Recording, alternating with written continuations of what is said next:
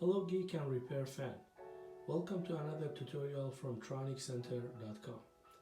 Today we will show you how to change SSD PCIe on Mac Pro Tower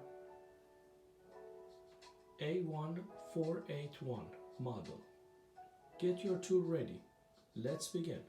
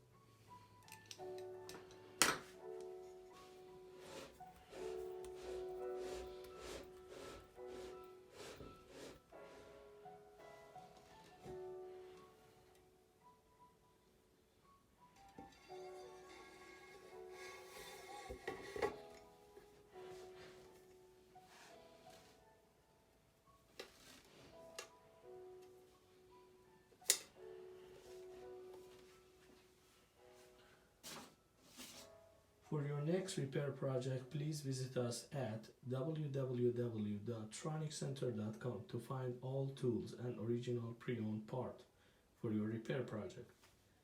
We hope you enjoy this tech episode. Please do not forget like, share and subscribe for more upcoming tech videos. Thank you.